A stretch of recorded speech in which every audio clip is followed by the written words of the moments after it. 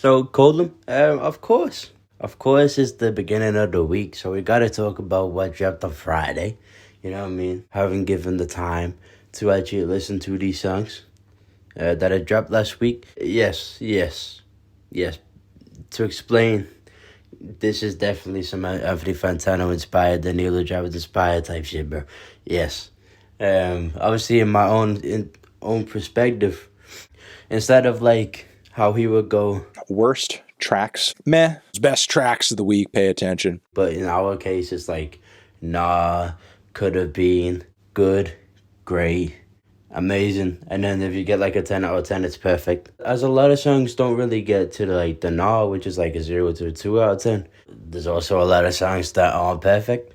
There's not too many 10 out of 10s. So like this week we don't have any 0 to 2 out of 10, so there's no NAS. Sorry to the Illmatic fans right there. Let's talk about what could have been good. You know what I mean? Like the 3 to a 4 out of 10 is could have been, but it's lacking. Back when the old heads of 2018 was called the new generation mumble rappers, artists like Rich the Kid and Famous Dex were to blame for making some of the best music to come out of that era. And since then, there has been an unfortunate case of a fall off for both of the artists. Definitely in Famous Dex's case, and there was an evident fall off for Rich the Kid as well. However, the group is back with a new project and hopes to be rich forever. If you go into it expecting like album of the year, I do feel like you're in the wrong headspace going into like Rich the Kid, Famous Dex, which is there. Like I'm actually happy to see Famous Dex making music. You know what I mean? Like if he would have carried on making songs as good as Pick It Up, he would have actually been on a whole nother level than he ended up being. But you can't expect album of the year from like the whole group. It's like as a group, a lot of the songs on the album do fall flat in the mixing. In the Trippie Redd case, it was just like quiet. I don't know what had happened, but they just like turned it down. The mixes are weird. The Trippie Redd song is quiet. You're not supposed to expect album of the year. But what you can do is you can take some of the songs like Sleeping Baguettes. So there's more substance in the Rich the Kid lyrics now. Not too much for Famous Dex, although his ad-libs are always going to carry his verses.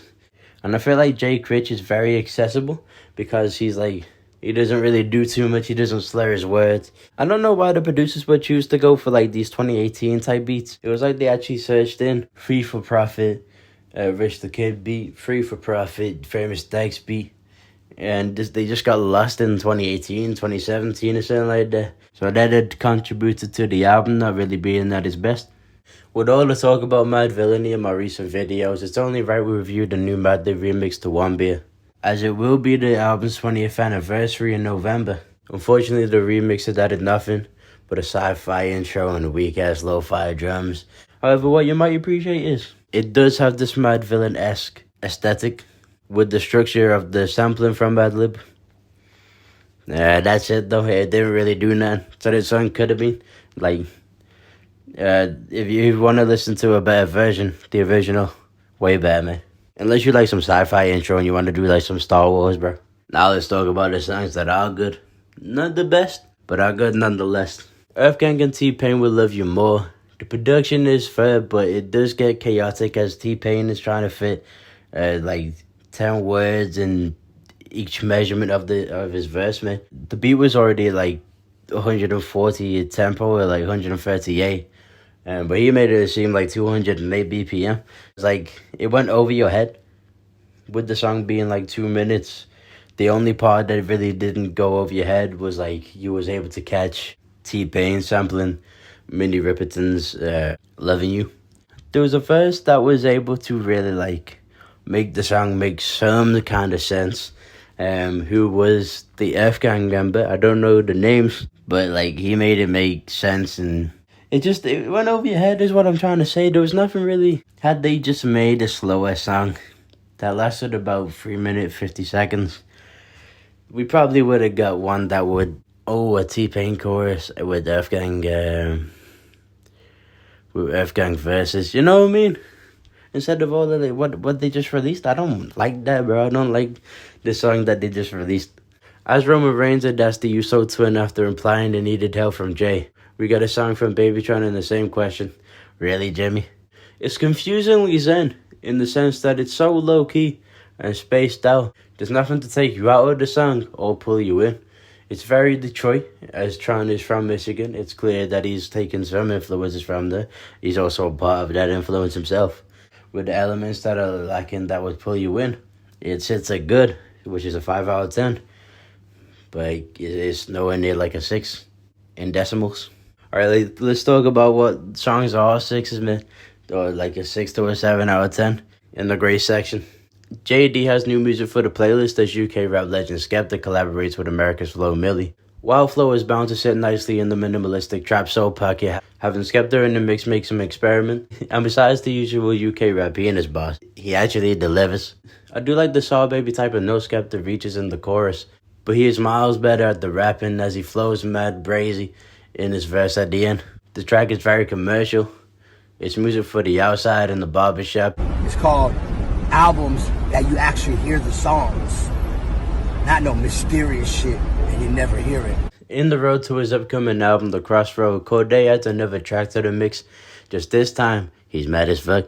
Coming through with a different vibe from the Saturday morning summer drop, Cordae is more turned on this faster tempo trap beat rather than his usual boom bap records, which I do think have him on like a concise 8-song project. All the boom bap songs, you got like So With That, 210s, Saturday Mornings, Summer Drop. You got like 4 new songs. It would probably be a lot better than what we might get. However, this is a valid, versatile addition to the mix. And I feel like in a way it is a sequel to The Lost Boys, Broke as Fuck. Where this time he's flexing on you, man. Just as we finished talking about G Perico after his Kick Those song last week, he jumps back out with a new one, Turn Up the Flame. Now, even though we got more structure, more substance, more introspect, instead of turning up the flame, if you compare it to his last song, it turns it down a bit. It turns the stove down a bit, man. Because it didn't really deliver as hard as Kick Though did. You could say that there's more happening in the beat this time. There's more elements to really listen to. But with Kick Though, it just gets straight to the point. That's what I'm trying to say. You know what else is fire from G Perico? Hurricane. It's irrelevant, but I'm trying to just say, why isn't that his most popular song? Nonetheless, I respect G Perico, and I am interested in each trap he does. Just, unfortunately, this time, it doesn't really, deliver as good as Kick Though was. I feel like he should have just left us with that for a minute, and then come out with an album. That was the best move, not that song, because now it feels like Kick Though came out last year, because we're already on your new song, bro. We was enjoying the Kick Though. Now you added nothing. It's crazy. It's cool though. And Tyler is back with a deluxe to her self-titled debut, where the cover is a lot better than it was on the original. There's a lot of examples of why I'd think this is a throwaway deluxe, released strategically for numbers. However, I do like this song Back to You, as it does contain a lot of the elements that I do rock with. And if you had heard the song, the elements I'm talking about is the high soft vocals. I'm talking about the percussion, the fact that the structure with the percussion, the stereo mixing on the pads, the Rhodes, if there is for Rhodes, there's more pads though. The nice use of reverb, you know what I mean? This should have really came out on the original. I guess with it not doing, adds something to the deluxe. But there's a lot of songs on the original that Back to You could have replaced easily. Also, not having Uncle Waffles as a feature on the first song, which I forgot because I didn't really take that with me. I feel like that was a missed opportunity. The influence is already there. It sounded like Uncle Waffles actually did, so I did go into the about. I did look into to see if Uncle Waffles was featured on the song, but no, nothing to do with it, man. And I'm saying she should have been. If you want to listen to any of the songs, my advice is Back to You. Almost the best song on the album itself, but definitely the best song in the deluxe.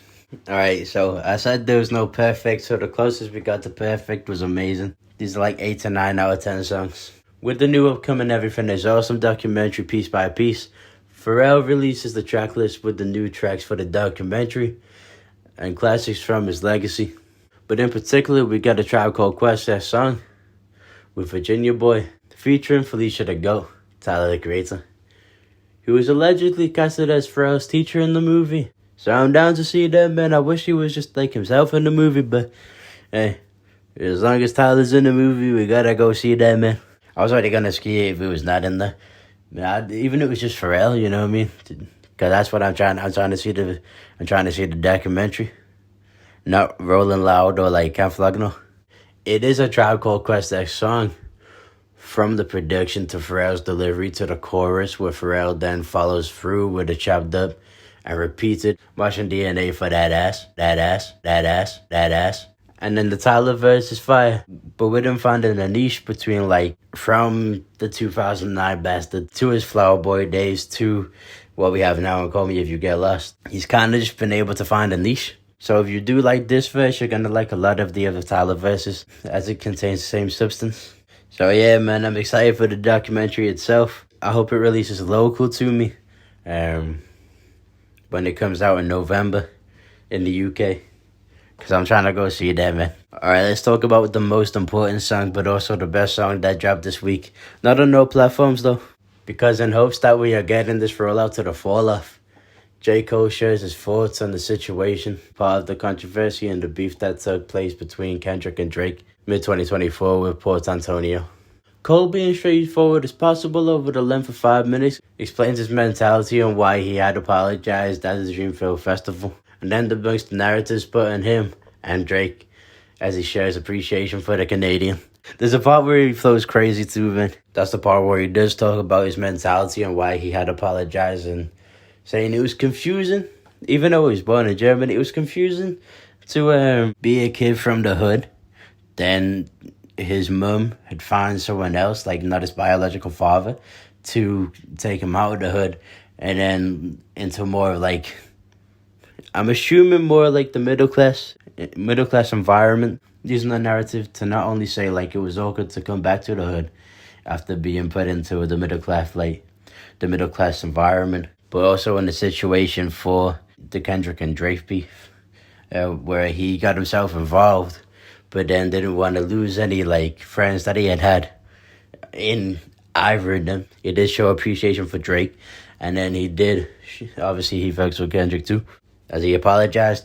He was up all night with the in his head.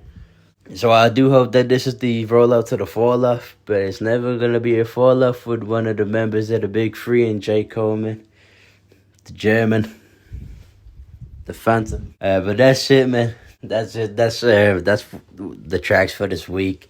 If you want to put me on with an understanding that I do take more of appreciation for R&B elements, except for G Parade Coast Case this week, send me your music, man. If you fired, then I'm trying to hear it, man. I will show a love if I do rap with it. Before that, you got to show love to me because you here right now. I'm going to be there later. You're here right now. So what you got to do is like, comment, subscribe. That's me. That's Colum. That's out. That's the tracks for this week. That's